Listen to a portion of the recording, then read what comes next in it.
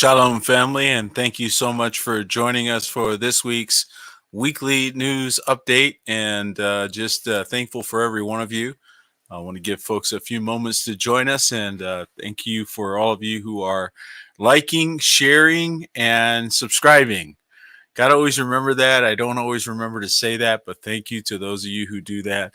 Please share the link with our friends and family out there, keeping us all together as we review things happening on the earth as we await the coming of the King of Kings. Amen and amen. Super excited about seeing all of the signs and wonders that indicate his return.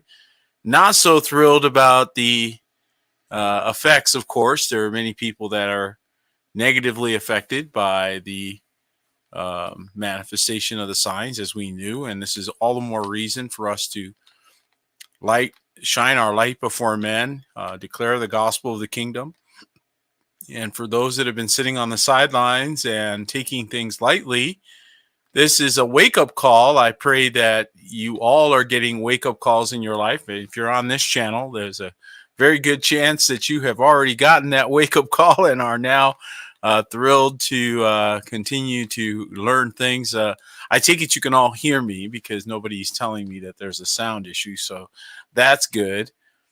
So thank you all of you who join us, and I appreciate that. I do expect that we are going to cover quite a bit today. I'm not going to get into too many directions. We're going to stay focused in a specific theme, but there are a few things that we want to cover today that I believe will be important to the season that we're heading into. And one of the things that I believe that we all have to realize is that our adversaries have been planning for this and have prepared all kinds of machinations and manipulations to get you, to manipulate you, the consumer, the person, the average citizen, if you want to call yourself that, in these countries. They are manipulating the entire situation. And the narrative is getting away from them because they don't control it all, right? So this is where we're seeing so many different manifestations and eruptions where they expected to be in full command. And this is the power of the remnant. This is where you are the answer to the question, who can make war with the beast? Because that question is asked in the book of Revelation. You all have heard the question, who can make war with the beast? And it sounds so formidable, like no one can make war with the beast. But I seem to recall a certain group of people who were told that greater is he that is within that group of people than he that is in the world. Now, who would that group of people be? Who would that group of people that were given power to tread on serpents and scorpions and over all the power of the wicked one, that nothing should by any means hurt them? Who were the people that were given the power to bind up devils and to cast them out? Right? And so this is the group of people that, well, they don't really want to deal with, but unfortunately have no choice to deal with. And this is the group spoken of in the book of Revelation called the remnant. And the remnant are they who hold fast to the testimony of Yahushua HaMashiach, who keep his commandments and do not love their lives even unto death. This group, when they intercede, the Bible tells us in the book of James, the righteous man the prayer of a righteous man availeth much. And so they are the courageous remnant that continue to intercede before Elohim, who have washed their garments, who have come out the other side of this great, difficult choosing period, chose already, and are now praying for the rest. That group are breaking open the heavens, if you will, with blessing. And that's the reason why your adversary, the devil, again, as in the first time when the son of perdition manifested, things didn't quite go as planned. Okay, so, remember Judas is the first son of perdition, right? And he had a plan. And I believe the plan was to put Messiah in a situation where he would have to manifest his power, and they would then suddenly be thrust into the kingdom, and consequently, you know, things would be great for the cabinet members. That did not work out. That is not the way Elohim works. And so the enemy was using subterfuge, using his conniving ways, using his cunning craftiness. Messiah had already rejected the ways of the devil. He said it 3 times. It is written. It is written. It is written. We cannot embrace the ways of the world and then think that, we're going to be blessed. So we have to continue to be set apart. And it is the set apart people that are praying that are making a difference.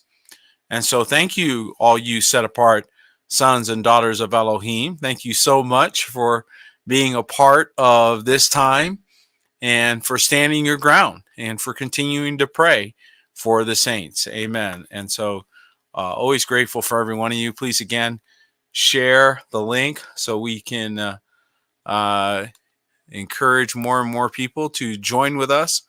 I'm going to share my screen here. We're going to go on over to Remnant Watch. And I know many of you are now already familiar with this, but just for all those that are new, Remnant Watch is where you'll find all the links that we put up, that we discuss.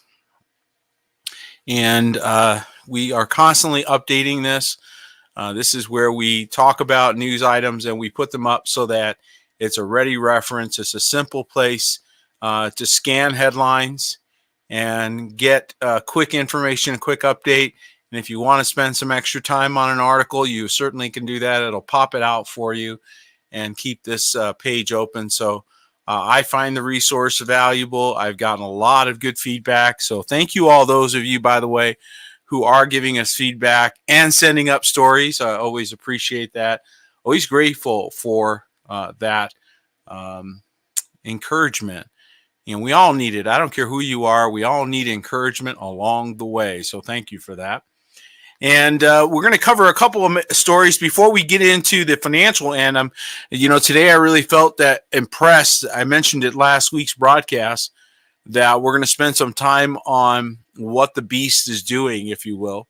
But before we get there, we've got to get into some of the things that are happening on the global scale that I believe are affecting our choices and affecting and are going to continue to affect things going on globally. I believe that the bad guys are losing, and the reports that we continue to get back channel, again, unverified. So a lot of things I don't necessarily share only because I can't confirm them.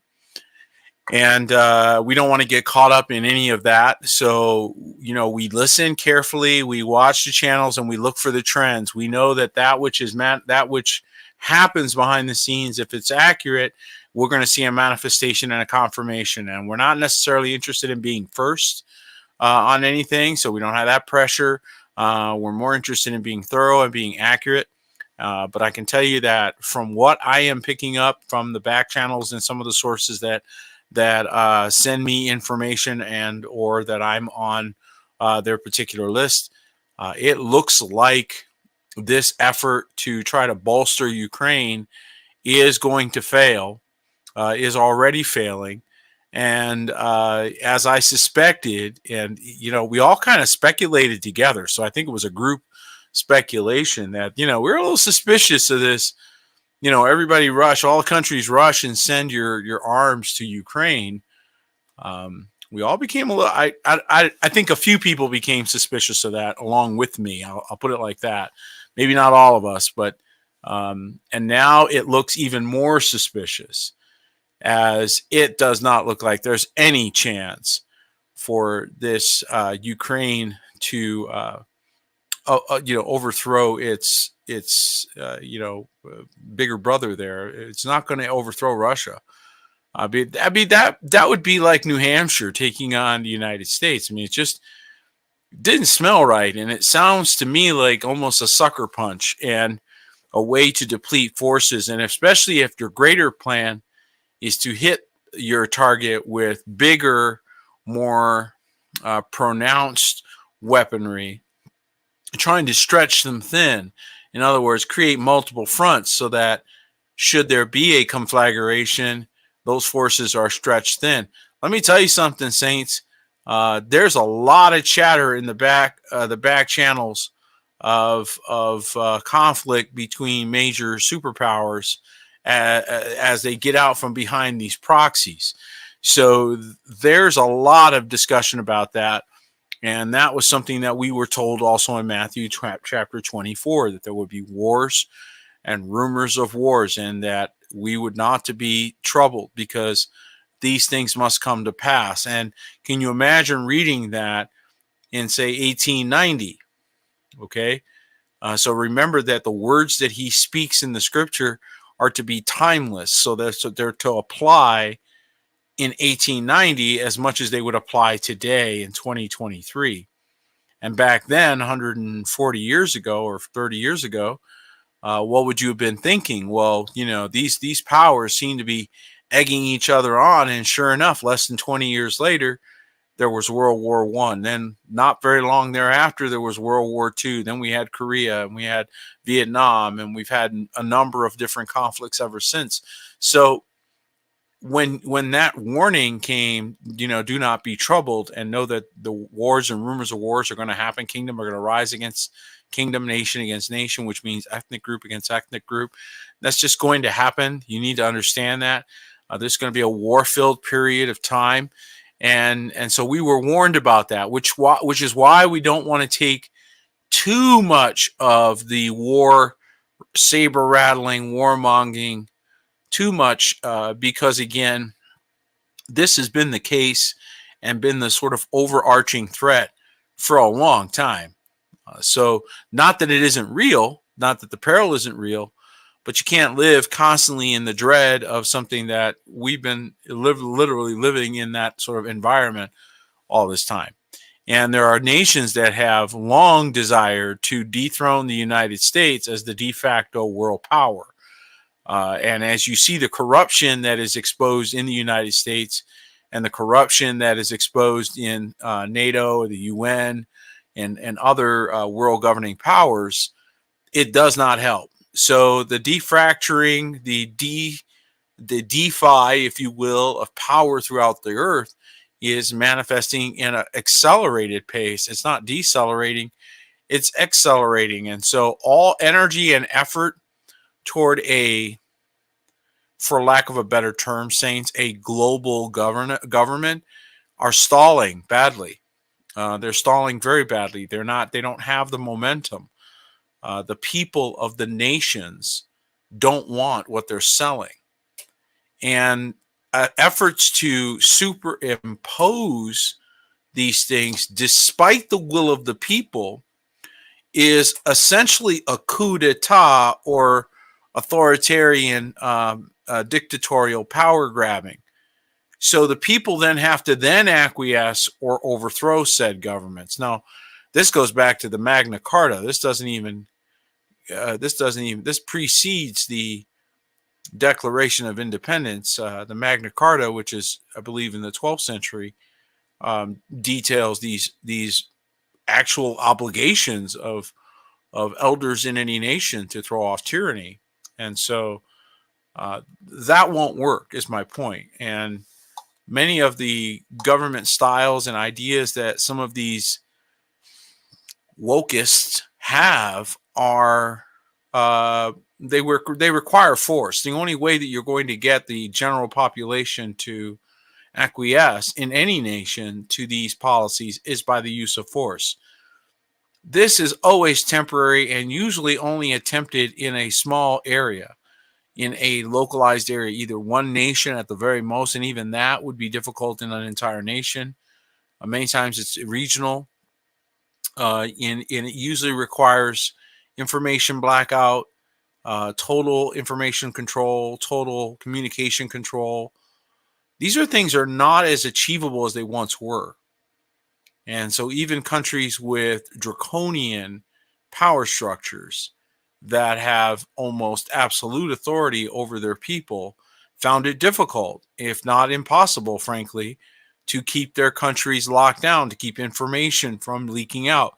to keep people from using other means to whistleblow, to shine light in dark places. This tells you what you're in. You're in an era of light. Light will not stop, and it is going to continue to expose the deeds of darkness. So, since some governments are darker than others, they got more exposing. Lucy, you got some splaining to do, right? Some governments have more splaining to do, and that's reality. They've got a lot more that they've got to divulge. Can you imagine what we will see in the Vatican vault when that's finally opened? Can you imagine that? Imagine the Vatican vault, guys. Can you imagine the secrets in the Vatican vault? Here's something. Can you imagine the Hebrew roots, Hebrew written scriptures that were tucked away there that are not even going to see the light of day until someday that's opened up? And who knows, maybe it'll be one of these amazing earthquakes. Oh my goodness, did you guys see this? Now we're up to 3,700s. Leading stories on Remnant Watch is this major earthquake that kills. Well, right now they're at 3,700. I wouldn't be surprised if this thing tops 10,000 people before it is over, and it's looking really bad for the people in Turkey and in Syria. And of course, the weather isn't great because they are still dealing with winter weather, right? So here, check this out, guys. I mean, this is intense when you see it. And of course, these earthquakes have devastated Turkey and Syria, is continuing to rise with thousands killed and thousands more injured. And look at this. I mean, they're just now getting to some of this debris. This is just horrific. If you think about this, doesn't this look like any downtown anywhere, just anywhere else that we would see buildings and structures and what have you? And look at this in the snow, in the weather. So this is just making it even more difficult. And thankfully, there are some survivors. There are those that are being pulled from the rubble, but this is just horrific, folks. And this is what earthquakes do. And this is, again, Matthew 24, prophesied to come. Earthquakes in diverse places. And I find this very hard to watch. I don't know if you're like me, you're empathic, and you can feel pain, you can feel people struggle, and it's a very difficult situation. That's just hard. So we need to keep those in Turkey and in Syria in prayer, and also to realize that there are those who are discussing the possibility that this was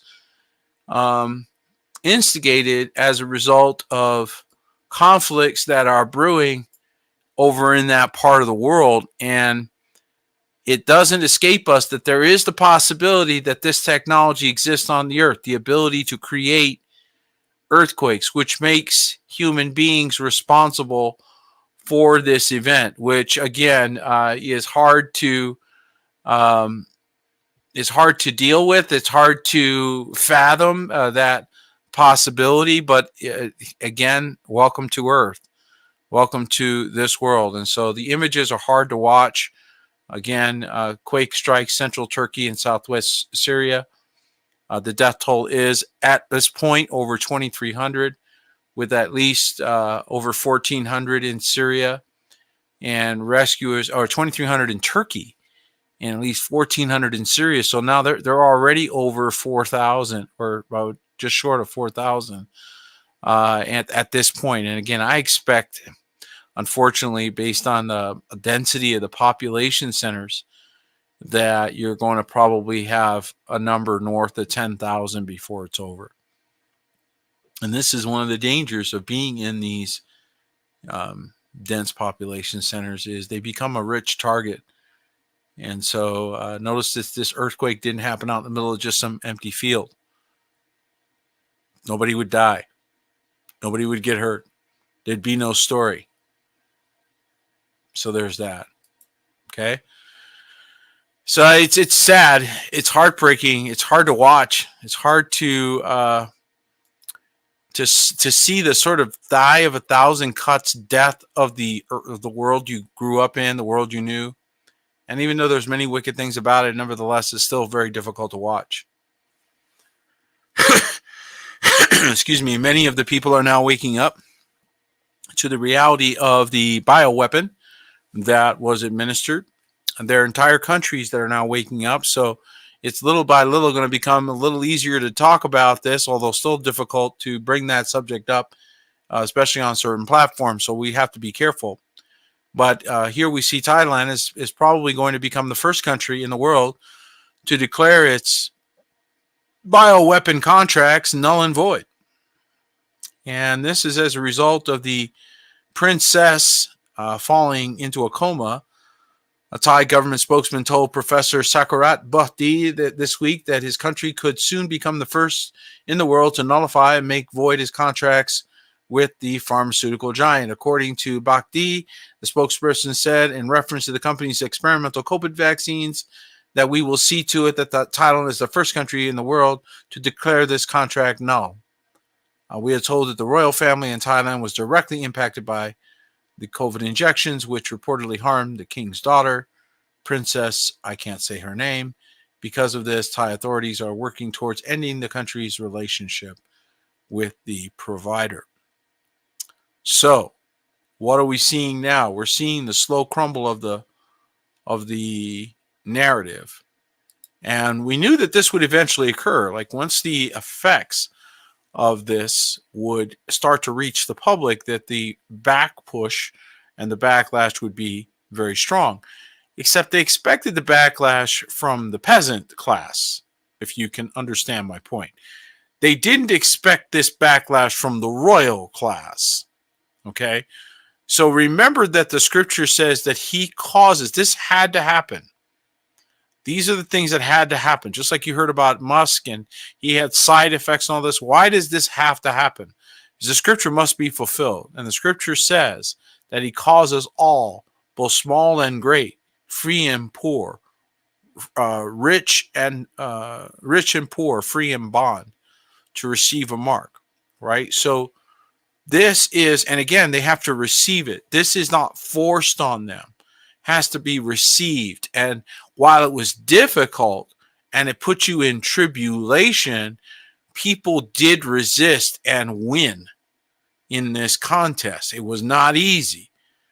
It meant they had to forego certain benefits. It meant they couldn't do certain things. It meant they couldn't conduct certain commerces. But they passed the exam. Many of you are seeing that now. Not only did you pass, but others passed the examination. All right. This is now the backlash is coming, and I expect it's going to get momentous, because once one country does it, several countries will do it, and that will pick up steam. So this is again the beginning of the end. And yes, as my sister says, they only care about themselves, and they are in fact wicked. I believe that they were deceived. I believe that their hearts were hardened, even as Pharaoh's heart was hardened, so that Elohim could demonstrate his great power against them, or against Pharaoh. I believe that the same thing has happened here, where they were allowed to do this. Remember, it was Elohim who sent the strong delusion that people would believe a lie.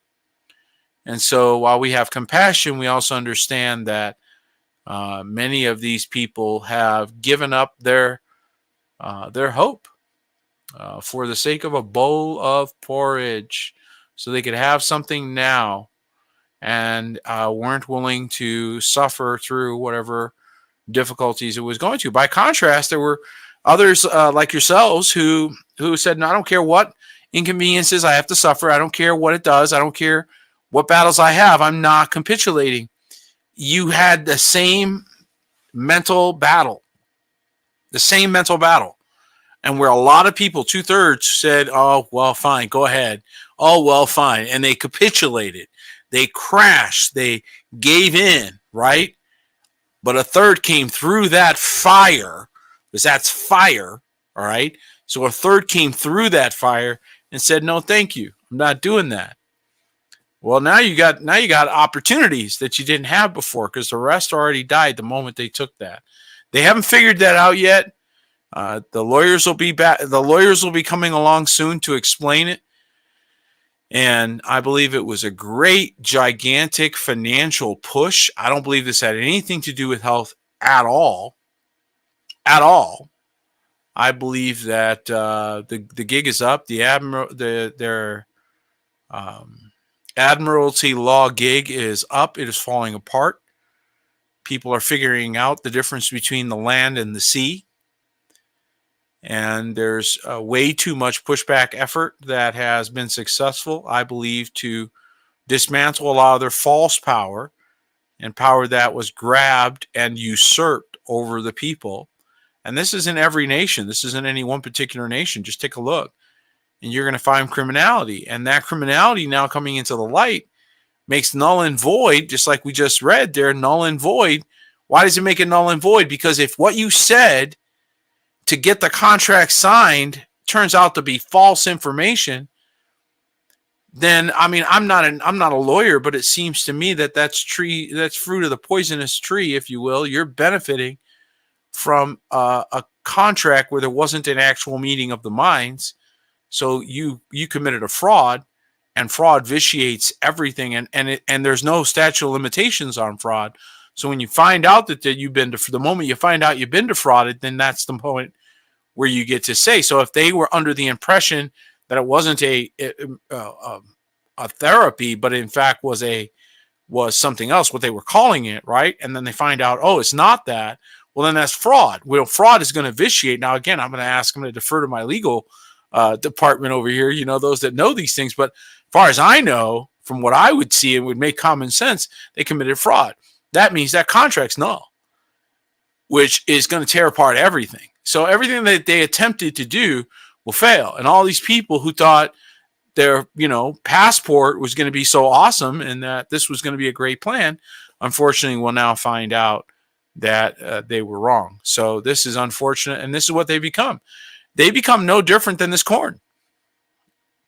Okay, that's what they did. When they modified themselves, they became this. Okay, they became modified. And they're no longer the same species. Just as you are not the same species when you are infused with the Ruach HaKodesh. The same jurisdiction does not apply to you because you are now a different species that didn't exist. Okay, and you are made now after the image of the Son. And so, it's a whole new game. It's a whole new battle. Okay, Mexico, I don't remember if I shared this. I think I did share this last week, but I wanted to share it again if I didn't. Actually, I don't think this came out before the last time I chatted with you guys. Mexico poised to ban imports of toxic GMO corn. U.S. farmers who grow it are at a panic, okay, because they went all in with this stuff, and now guess what? They're finding out one of the laws of being a good entrepreneur is they broke the rule. They went and made the product before they found a buyer. Now their buyers are balking because they're realizing that they don't want the diseases that come from this stuff. Okay, the transgenic food industry in the United States faces a major blow as Mexico readies to enact a new law banning all United States imports of genetically modified corn. Since most U.S. corn is genetically engineered, the American farmers who grow it will no longer have Mexico as a customer, which could decimate. And yeah, just think who is like the king of corn chips, right? Who's the king of corn everything? Mexico, man. If Mexico doesn't want your corn, you're in trouble. All right. Since most U.S. corn is genetically engineered and the American farmers who grow it will no longer have Mexico as a customer, which could decimate their business in some cases. Describing the situation as the most catastrophic thing to happen to corn farmers, Fox Business ran a segment on the move, which could force American corn farmers to switch to non-GMO or organic corn crops instead, which would be good for everyone, of course. But up until now, they've had a market. So as education occurs, this is, again, the benefit of light. Thank you, Remnant. Thank you, all of you out here, right?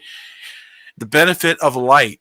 This is what happens as more people become educated and they start realizing the truth. The truth sets them free and they realize, wow, this is bad for us. We don't want this. Now all of a sudden you got entire countries. Look at what's happening. You have entire countries reacting, not just a group within the country or an association inside of Mexico. No, this is the country of Mexico. No, that was the country of Thailand, right? So you're dealing with entire nations now are responding as nations.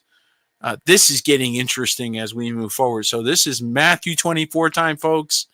Big time, big time, big time. And so kind of transitioning here a little bit, because what's changing is the way in which we do commodities. Now, what's a commodity? Glad you asked. Commodities are base elemental substances, things that we use for as base ingredients of other things. And so they are staples. Wheat is a commodity, for example. And now you're going to see a lot of these various commodities. They're going to be shaken up because that's where the rubber meets the road. That's how the real world works. And trying to use the central bank digital currency system to control all this, which was their plan. That was their plan this whole time. Trying to pull that off is going to be difficult. And the reason why is because of alternative payment systems. You see, their whole gig required control. It requires exclusive control. That's the only way they can work. And it is so that you're forced to deal with them. In this force, then they don't have to compete. Because they don't have to compete, well, then they don't have to be accommodating to their target market, if you will. They can just dictate terms. They're the only gig in town. It's monopolistic. But this is the way these people think.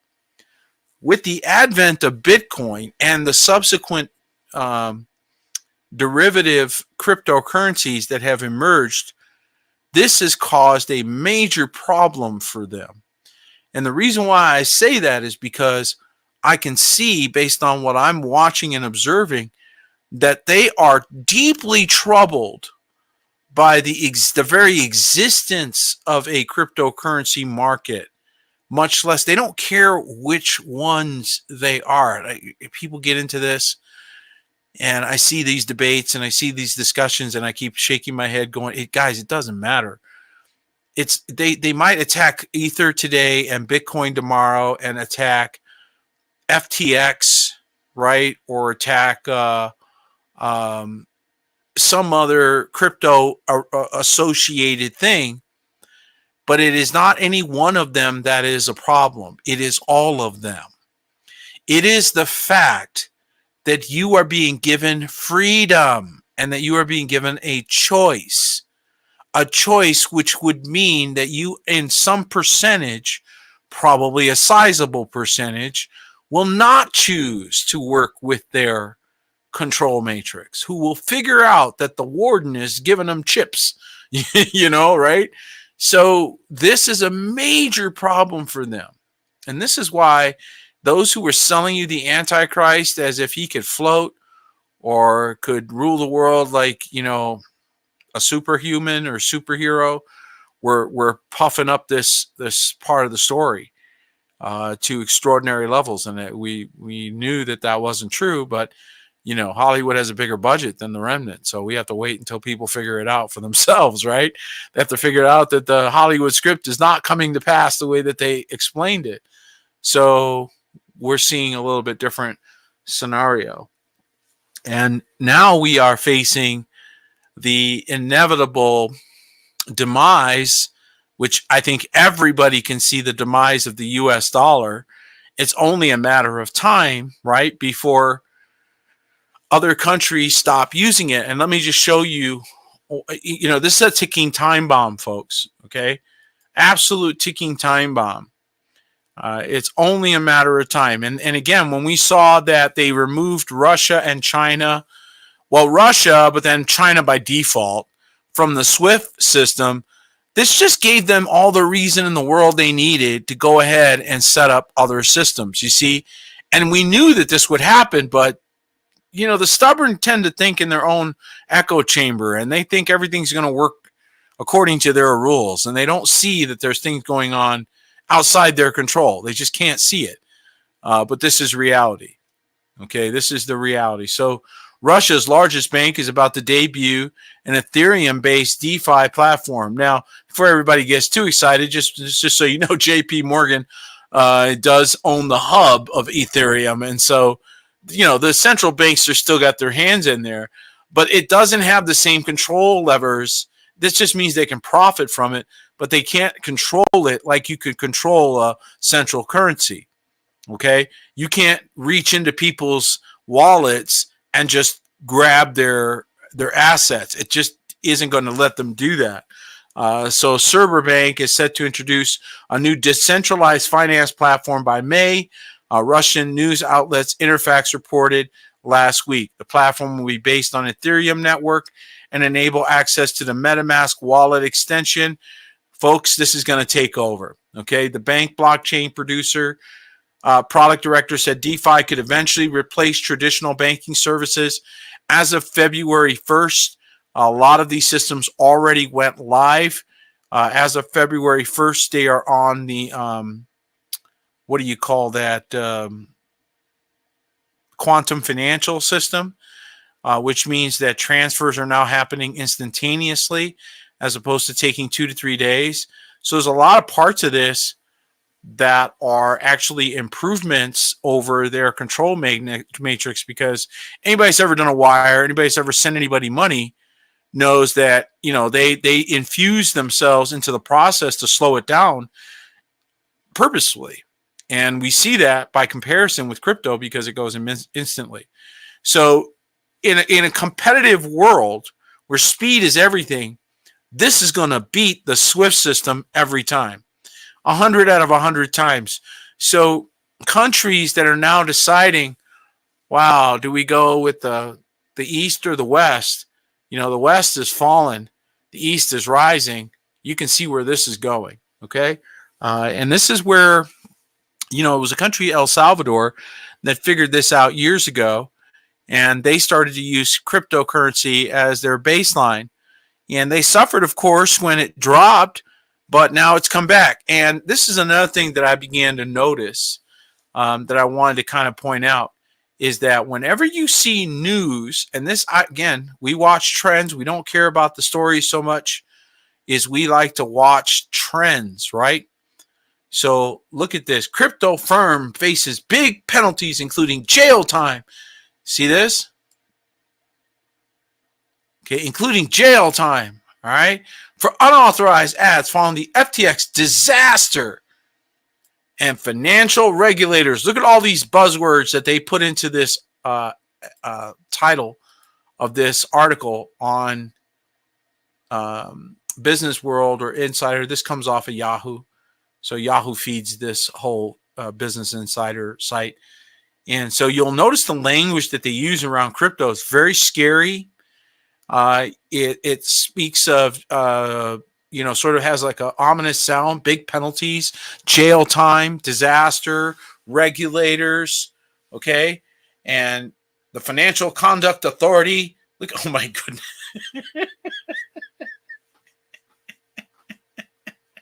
The Financial Conduct Authority. Is that like the Truth Department or something? The Financial Conduct Authority is warning crypto companies to follow its new guidelines on advertisements.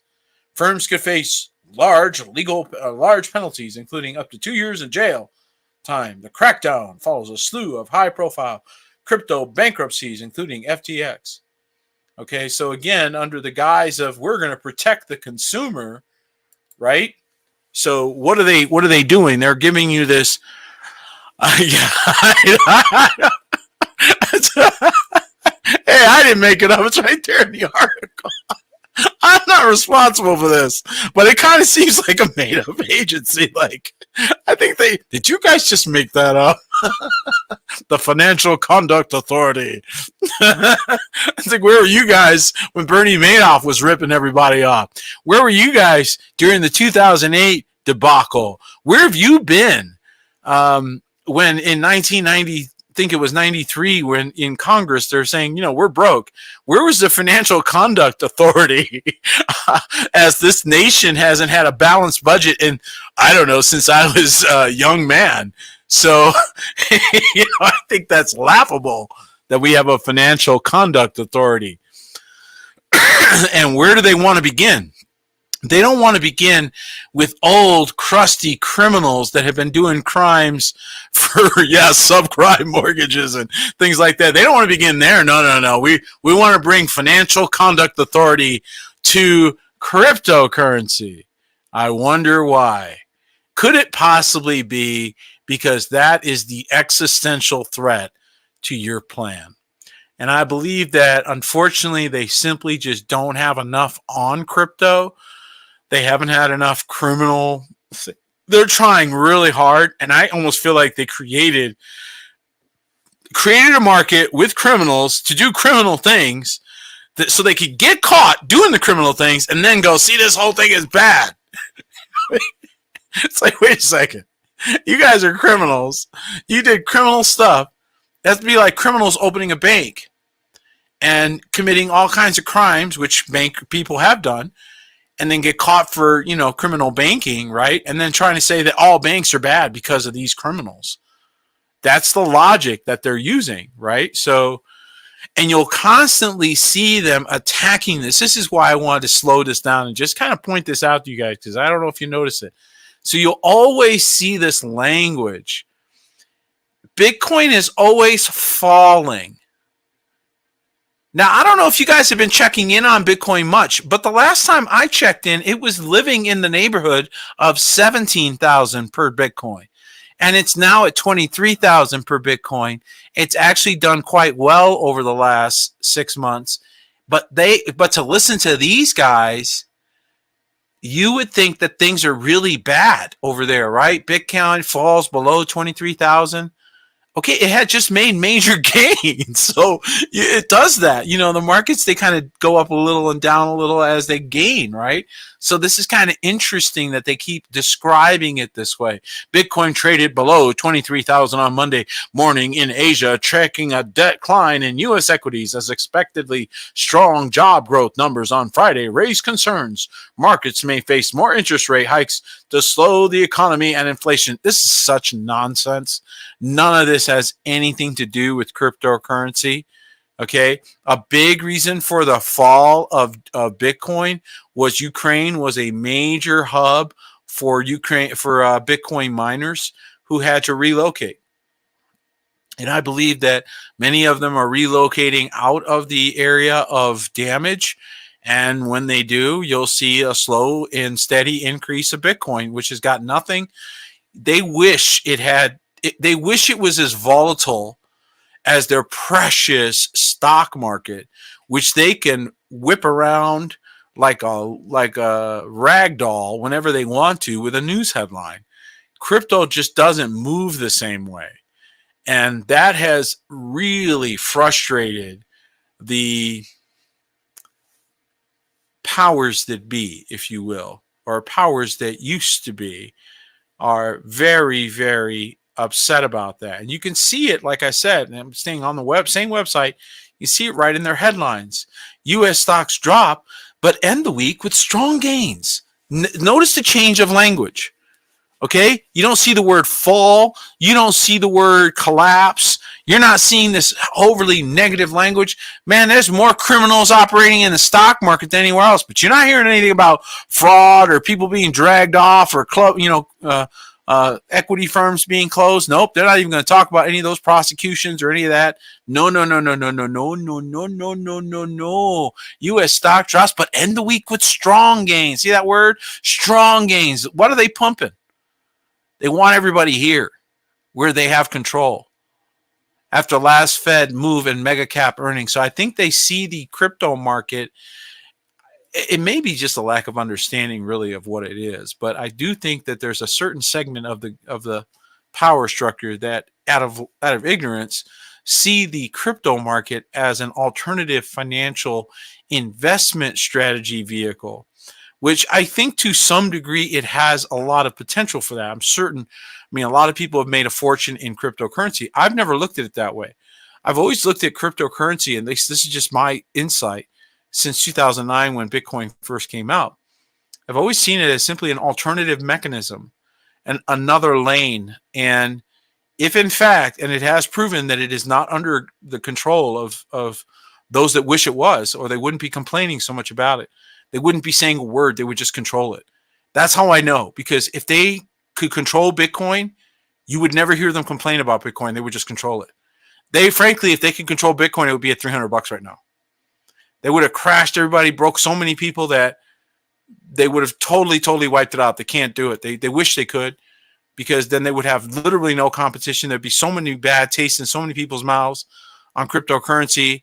It would be horrible. It was bad enough that it went from where, from that overinflated down to where it is now, but it didn't go, it didn't destroy. And I believe the reason why it didn't get destroyed is because, again, it's not in their power. It's not in their power. And I believe a way of escape is there in front of us. Because otherwise there's no escape. Otherwise you're stuck and they have you. And that is not biblical.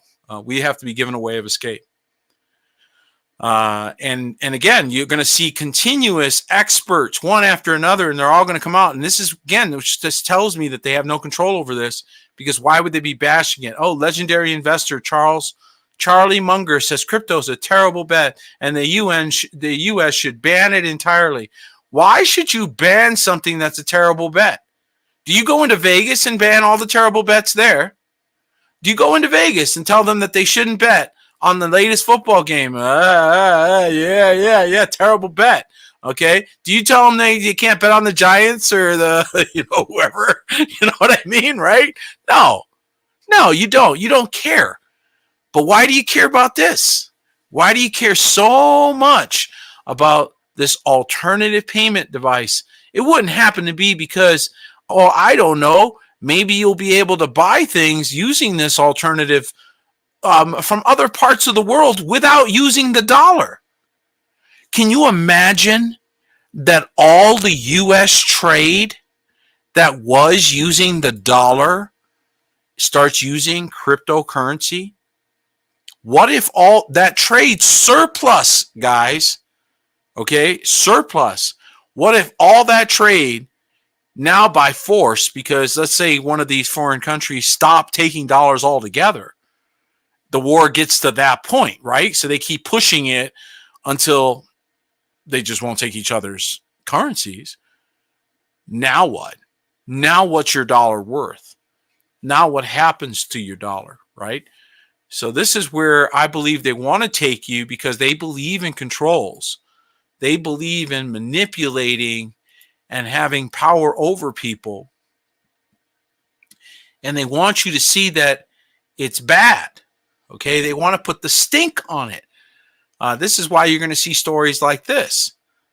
Tesla's Bitcoin holdings fell nearly 1.8 billion last year as Elon Musk called crypto a sideshow. They hate Elon Musk. They don't want to promote this guy at all. They don't like him at all. But they want to use him to reach a certain group of people. You see what they're doing here?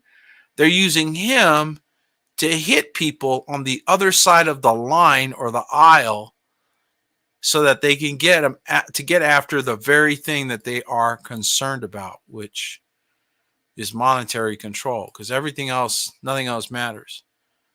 And here's another one. Remember what I told you about JP Morgan being the backbone of Ethereum, right? So they're the ones, essentially, they're doing both sides. Watch this, folks. Crypto is now toxic on Wall Street, and an overwhelming majority of traders refuse to touch it this year, according to a JP Morgan survey. That's just a straight up lie. But you see, the normies, the regular guy, the average Joe investor, who I guess gets his news from Yahoo, he's going to believe this stuff. Maybe. I don't know. Seems to me like a lot of people are questioning narratives these days. So why do I bring this up? I bring this up because your world is dramatically changing. In 2004, I wrote a course called Financial Dominion.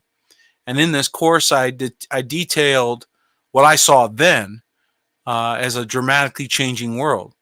And I talked about the digital world that was coming and how that those that learned how to generate income in this digital world would succeed, and those that didn't, well, they would be left behind. I was called every name in the book for writing that course. Nevertheless, it has proven to be true. And so we're in the process of redoing it. But I really believe that this is a time that the saints need to retool completely. You need to recognize the hour that you're in. And if you sit around waiting for the man, the Egyptian dude, to give you a job, you're going to end up a bricklayer and you're going to end up a slave. So this is a time when we need to start thinking outside these boxes and start coming up with our own mechanisms, not only for commerce, but for interaction, engagement, communication, defense, technological improvement, all of these things that are parts or elements to societal living. We can no longer export that or import it, if you will. We have got to self-generate that. And I believe that's part of the awakening. That's part of the revival, is sort of an awakening going, why did we give the heathen power over our food? And why did we give the heathen control over our employment? And why did we give them power over our commerce when we have tools that we can use to go around them, right? To not involve them. And saints, if you want to talk about a courage moment, this is a courage moment. You have to have the courage to step away from the world systems into this sort of new world. And I want you to think about the children of Israel going into the promised land, or rather leaving Egypt, actually. So as they're leaving Egypt, they're going from the city lights are behind them. The big city's behind them. Everything that they know and have grown up around is behind them as they walk into the dark. There's no big lights up there. There's no fancy cities in the future where they're headed. Like there's no Broadway up there. There's no none of that. There's just darkness. Some beautiful stars up in the sky and moonshine, and that's it. And we're walking that way. And how many know that took courage to leave Egypt and say, I got to go. We've got to go. We got to go in search of what Elohim has promised us. And so not everybody was willing to do that. A lot of people stayed back in Egypt, but the people that were able to experience something nobody else experienced. And that is what I believe we're on the cusp of, on the brink of. And those that are the early adopters, we have a few of them here with us in this group, and those that are jumping out in front, they're embracing the shalom of the next season already. They're already there. It's like they're on vacation, and they're breathing deep. The oxygen's reaching parts of their lungs they never knew air could get to. They're experiencing days upon days of peace and shalom, versus those that are in perpetual anxiety, wondering when the next shoe's going to fall, when the next emergency is going to happen, when the next crisis is going to happen. And this is a form of that MK Ultra sort of mind control where they traumatize you, silence, trauma, joy, pleasure, pain, trauma. I mean, they have this thing down. There's some kind of psycho thing that they do to people and put them in a state where they essentially become robots, dead zombies. And you who are coming alive, what is awakening, right? What is it? What is that? That is you coming back to life. You awakening to not only him, but who you are as well. All the gifts, all the talents, all that. Look, one of the biggest cons I believe that's been pulled on people is that when you meet them, and this is one of the things we talk about in the Financial Dominion course, when you meet them based on vocation. That's one of the first things you hear. They'll tell you their name and they tell you where they work. I'm a stockbroker. I work downtown New York. That's what I am. Now, do you know this person based on their spiritual gift? No. Do you know what they're called to do? No. Do you know why Elohim put them on the planet? No. Do you know why they're blocking sun? No. But what you know is they're a stockbroker in the world. And that's their identity. How many know that your identity is your gifts, your calling, your purpose, right? These are your real identities, your true identity. It's your real purpose and your real calling. That's a false identity that has usurped the real person. And this is what they know they're losing, because this once shattered will never come back. Not for many generations. It won't. Because once you shatter this sort of thing where people stop believing in college, people stop believing in the systems of this world, people stop believing in the pathway to success that they created. Oh, you got to do these 14 things, then you'll be successful. How come you didn't have to do that? Well, because they've created a pathway that's meant to just take up as much of your time as possible and keep you from the very thing that you've been after. And so this gig is up, and the more lights that come on, the more people that are awake, the more people that are aware of what's happening, the more that they're going to step away. And they know this. So they have to desperately keep the lights from coming on too bright, because once there's a certain level of awareness, people just don't want to come back under your control anymore. And saints, this is where we are.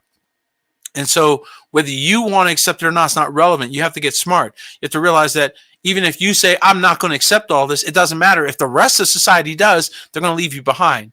And that's what's happening, is a greater and greater percentage of the people are waking up to the machinations of these wicked people. And as a result, they're looking for alternatives. And the person that comes up with alternatives is going to win the day.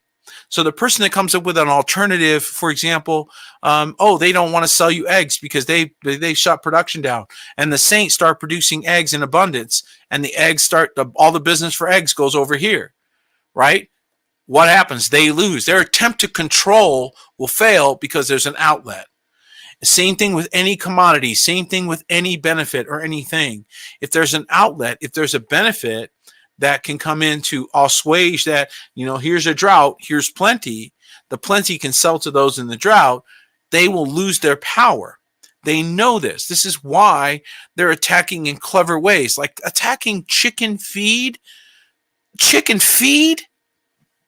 You diabolical, man, when you are attacking chicken feed to keep the chicken population minimized, or the eggs minimized, which, by the way, has power, natural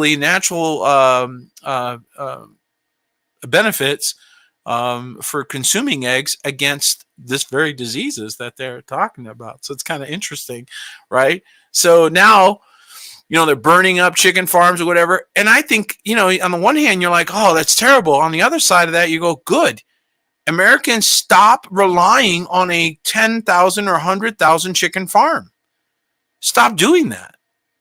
Okay, you need 30 of your own. You need 20 of your own. Or you need to band together with your neighbors, and one of the neighbors has the chickens, the other neighbor does the beef. The other neighbor does, these vegetables, and now you've split it up. Relying on big pharma, big farm, the big farm companies to do that was a bad idea from the get-go. Do you know that in the 1950s, just a little before I was born, about 50% of households had chickens in America, even in the urban areas? And I know that growing up in New York, we still had animals. My grandmother had about an acre, and she had all kinds of different things. So it was customary for people to supplement their food budget on their own. When that got removed over the subsequent 50 years, to the point where people don't know how to produce basic elemental living stock, if you will, you realize that this was systemic and this was intentional. This was meant to happen so as to control people at the critical time in history. And again, that's why I believe the financial thing is a big challenge. So one of the things that they've done is break the mind of the average person to the point where they'll stay in bondage even when they're not supposed to. So let me illustrate that. Can you imagine being in a jail cell, and you've been in that jail cell for days, weeks, months, maybe even years, and only to find out that when you pushed on the front door that it doesn't lock, that they're not able to lock it, that it's in fact open and you could leave at any time. Now, you want to know something even more devastating is to find people remaining in that prison long after they've learned that. This is a psychosis that occurs. It's a bit of that Stockholm syndrome, if you will, where you sympathize with your captor, but it's even worse than that because you essentially take on the identity of a captive. And when people became captives, right, what are they? They essentially gave up the effort toward freedom. They've given up freedom for exchange, and in exchange for whatever the benefit is. So in the scripture, it talks about that if you didn't want to be free, if you were freed by your owner, and they could only hold you for 7 years as an indentured servant, this was not abject slavery. This was a work arrangement, and you were freed. If you wanted to remain your own with that family, you could pledge yourself indefinitely. Okay, this is what they're trying to get people to do legally, lawfully, kingdom lawful, which is to commit themselves to slavery because they cannot think of another plan. That's essentially what you're doing when you take the mark. You're essentially saying, I can't think of another plan, so I guess I'll take yours. And since yours comes with food and comes with stuff, then I'll be okay. Whereas the plan of Elohim also, it is initially, it is the plan for food and raiment, right? Therewith be content. So it also includes that, except you access that by faith. And here you access it a different way. Both require you believe for a future. So both require that you have a belief in a future and believe a prophetic or foretelling word. This is what made this such a scary, scary event for people who went forward without considering what they were doing. And now you're going to see that you have to operate by your faith wits, if you will. You're going to have to learn how to operate by asking and inquiring of him, overcoming challenges, overcoming battles, breaking down walls, and being a victorious saint. That's going to mean you're going to go into new areas and new territories and see things you never saw before. Okay? And one of the things that I introduced people to back then, and this was 2004. This is a long time ago, actually. It's coming on 20 years. Wow. So it was 19 years ago when I wrote that course. And a lot of the things that I talked about, wow, they come to pass in terms of especially the digital world. And in that discussion, one of the things I talked about is coming outside your paradigm. So if the financial need that you had was bigger than a job could provide you, the job couldn't solve that problem. Now you got to think outside that box. Okay, so I want you to imagine you need a huge amount of money, and you need it in a short amount of time. You got to come up with different answers to that than just, I'm going to get a job and save everything I make. That's not going to work. Okay, and so you're going to have to go outside that. And just to give you an illustration of this thinking change, even today, which wasn't there in 2004, but is today, if you typed into your computer right now how to make and then determine your dollar figure per day, per week, per month, per year, whatever that is, results would come back. And so all of a sudden you realize, wait a minute, this jail cell is not locked? No. But what has happened is you have been programmed for failure. So part of what we need to do is to deprogram that or renew your mind. You're transformed by the renewing of your mind. You need to no longer be conformed to this world, but be transformed by the renewing of your mind. And that's what this was about, was bringing you back to your state of dominion. So taking you out of the state of slavery, this mental state of slavery, where you sort of take whatever's given to you. Okay. See, a slave works with whatever he's given, and that's it. A slave has no other choices. A slave must break the bricks with the pick that he was handed. Whereas a free man, or a man becoming free, chooses his tools, chooses his task, and chooses his methods. So this is not the same. And this is where I believe your adversary has been trying desperately to get you to accept slavery by choice, instead of realizing that you're actually a lot freer than you may have known. You didn't realize how free you were. You didn't realize how many resources were at your disposal at any time. Anytime. you could have used those resources. And so recently I felt impressed. It's so funny because I felt impressed to redo that course. And so I started to do just typographically, just going through fixing typos and just things I've been meaning to do for years. And I go out to the dining room, and one of the guys had printed it out same day. Been here for years, never have done it before. Happened to do it on the day that I'm redoing it, and they have a copy of it on the dining room table, and I see it there, and I'm like, "You're kidding." I'm in the process of editing that, and here you guys have printed out a copy. Well, they felt impressed in the Ruach that they needed to crack it back out again. And it's really blessed us, a lot of the things that he showed us. And so what's the point of this? The point I'm trying to make is that it's time for us to think outside the box. It's time for us to start thinking and banding together and using the gifts and talents that we've been given, not necessarily to build empires, right? Not to go out there and duplicate what they did because we see the failure of their ideas.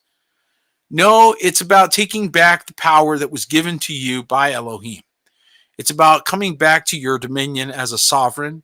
It's about coming back to power where you no longer are subject to the whims of markets or the ideas of wicked men. But instead, you're constantly able to outmaneuver or move around the obstacles that are going to be in our world. And it's a change of the way that we think, not necessarily a specific answer to a specific financial problem. So a lot of people got on board and were, excited because they just wanted to learn how to make a lot of money very quickly. And we had some amazing test examples that proved that could be done.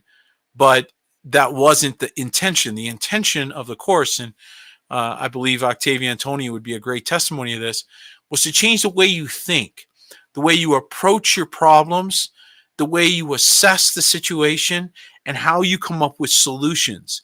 This is the part of you that is eternal, that is beyond creative. And to put that into boxes is to prohibit your gift from manifesting. So I said earlier that you're most people in the carnal world, they introduce themselves based on their job, vocation, their technical skill sets. But what if in the kingdom you introduce yourselves by your gifts, by your calling, by your purpose? It'd be a lot easier to work together, wouldn't it? If you know that somebody is gifted as in organization administration, another person is gifted in communication, another person is very military oriented and very their thoughts are protection and defense, another person is much more commerce oriented and trying to find ways for people to communicate and interact and negotiate. Right, this is the place where compromise is a good thing.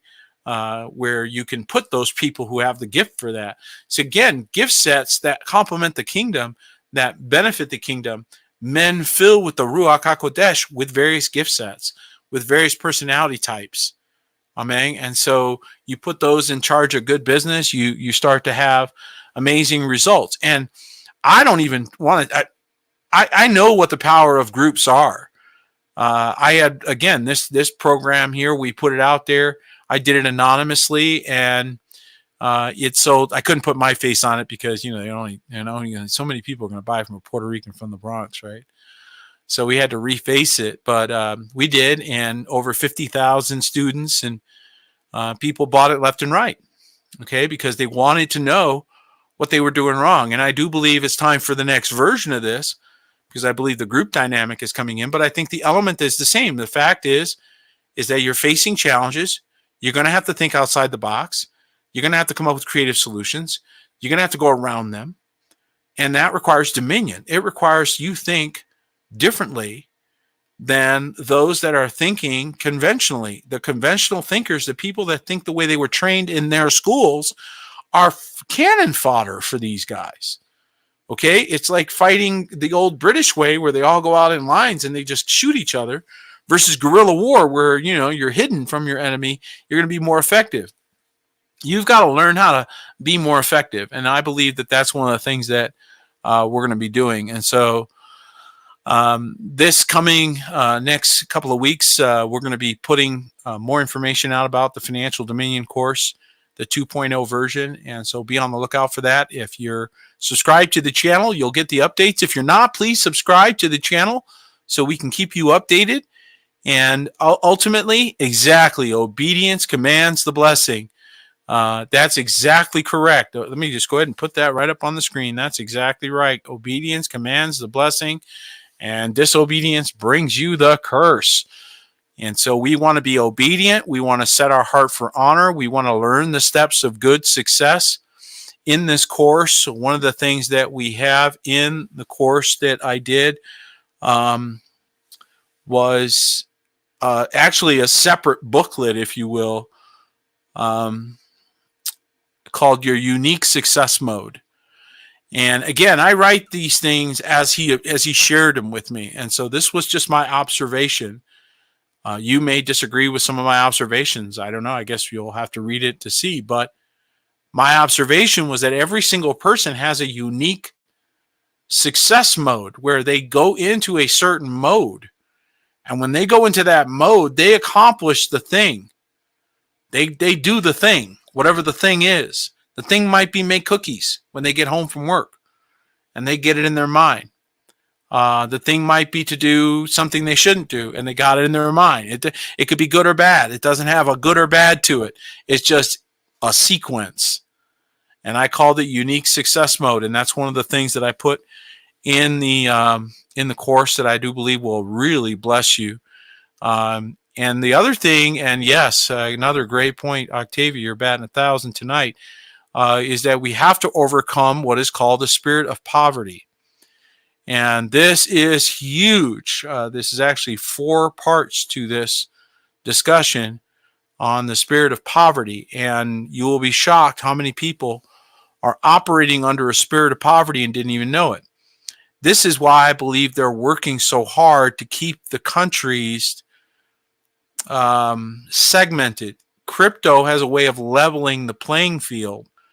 So what do you think is happening to people that if they're in, say, Mexico, and instead of using the peso, they're using crypto for billing, for services, whatever, and they're able to bill across the world, right? So let's say they're web designing and they happen to live in Mexico, but their clients are in the United States. They just take crypto, right? So what are they able to do? They're able to go around this poverty-inducing system and do well behind enemy lines, if you will. This is why they hate crypto. Whereas they can keep the peso suppressed, they can restrict your access. And I mean, even just shipping things. I tried to ship things, I mean, just an hour south of here. Just trying to ship things to a friend of mine one time. And we realized, wow, do they really control this so as to keep you from accelerating too quickly? In other words, we want to restrict how much you know and how much you have access to.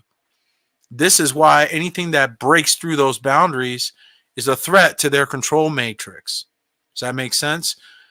More than that is information. When you stop believing their narrative, when you start thinking differently, you become dangerous. You think like a billionaire, that just because you don't have any money doesn't matter. You now are so used to dominion. I want you to imagine a billionaire.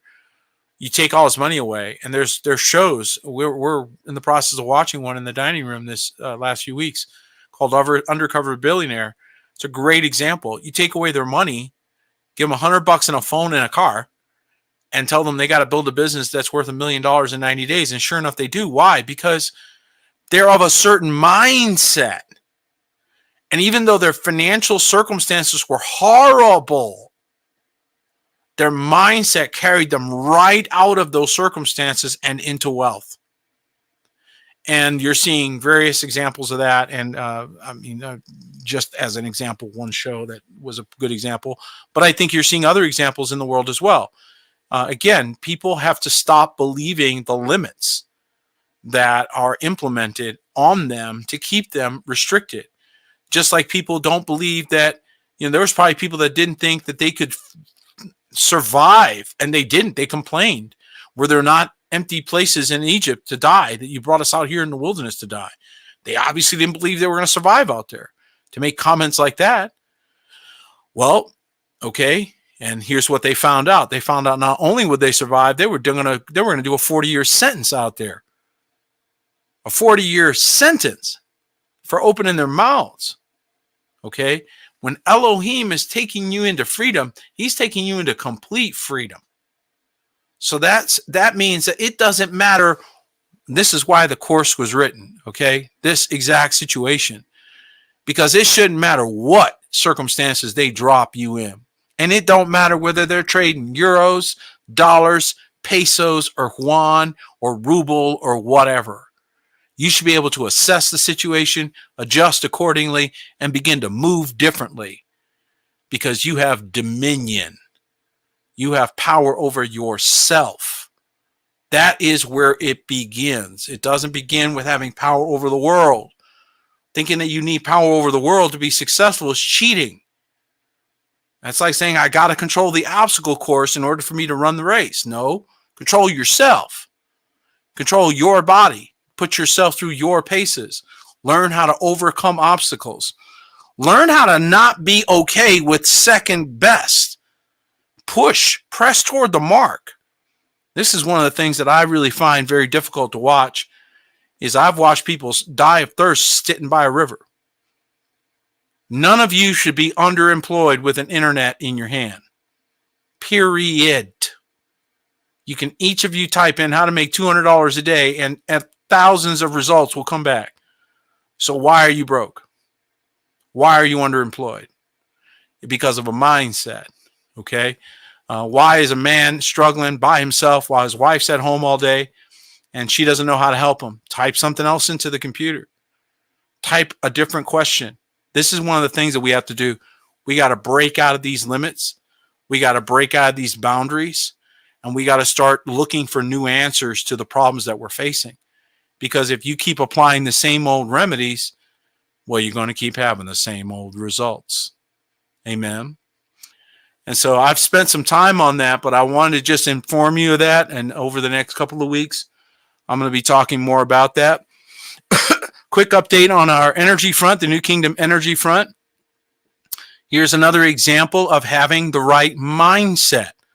So I was told that what I was going to achieve was impossible, that no one's ever done it, and it couldn't be done. And so I've been tweaking it. I haven't talked about it much lately because I tend to be the kind of person that likes to do and talk about it after I'm done. We had made a test. We had succeeded in our test. And then I made some modifications and improvements. So we went quiet while I made my modifications and improvements because I like going from good to great. Okay. And so we went from good to great. And I just got a test result back today. Test ran for 3.5 solid hours and without interruption. Okay. Now we're cooking with some Crisco. Now we're moving in the right direction. So again, this is all part of the mindset of believing that you can do what no one said you could, that what people said was impossible. But because Elohim spoke into my heart that it could be done, I believed him over them. Okay. And this is going to keep being the case. So what I believe we need to do as a group, as the remnant, is I believe we need to start to get together. And we can do this virtually, where you get together in groupings and start to attack different problems, because you might be in a certain part of the country where, for example, lumber is no problem, but it's a real problem in a different part of the country. You might be in a part of the world where you have access to other natural resources, but that are not available in other parts. This is going to create instantaneous and natural channels of commerce, of communication, of working together, right? So we just got to figure that out. And as you figure it out, guess what? You start to create what, like a whole different world inside of their world. It's a table before our enemies. We're going to be eating at our table, right, in the presence of our very enemies. Because while they're struggling to have to jump through who knows what hoops these crazy guys will do for GMO corn, right? You're going to be eating great food and enjoying amazing fellowship right in their midst. And I believe that. And so, saints, I just want to encourage you. to prepare for that, prepare for having to share, stand together, unite, be one in one accord. And they're going to steal and kill and destroy mammon because that's their system. We will only use an alternative just for scorekeeping and management. It's not, we don't care about this stuff. They live and die by it. We don't. Okay? We live by the words of Yahuwah our Elohim. And so let me encourage you not to be afraid. If you're part of the remnant, you should be encouraged. You should know that Elohim has plans, that our adversary, the devil, walks about like a roaring lion, seeking whom he may devour, but he may not devour you. And so I believe he wants to continue to protect us, to keep us, to cause his face to shine upon us, to raise his countenance upon us, and to grant us shalom. And so again, we're going to be talking more about this.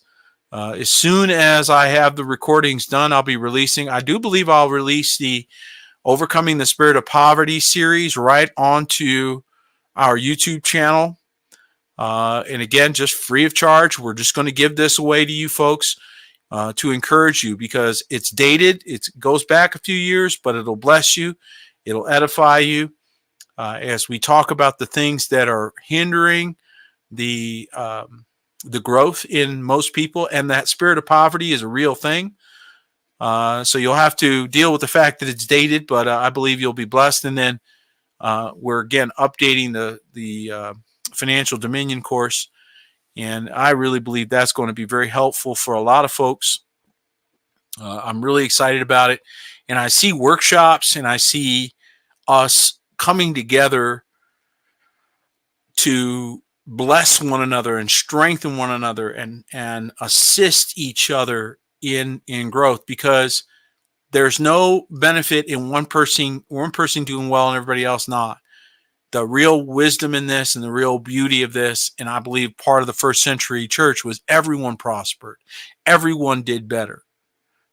Sure, there were nuances. Maybe somebody did a little better than others, but in general, everybody did better. And as a result, everyone was blessed. And I believe that's our goal, more than it is for any individual to be a great testimony of their individual wealth or their individual financial breakthrough. I think the real test of this is, can you all be doing better and coming out of the poverty mentality, poverty matrix, as our sister calls it? Can you do that? Can you break free? And I believe that we're in that moment right now, where we need to accept this as reality. And even if it's got nothing to do with finances, nothing to do with money, nothing to do with doing better or none of that, just about surviving, makes sense to change the way you're thinking. Because as you can see, you have enemies who do not love you, who do not care about you, and who have planned for your demise. All right, folks. Well, thank you so much for joining us. This has been a longer than normal talk, but I do believe that it's been a good one. I certainly have been blessed for it.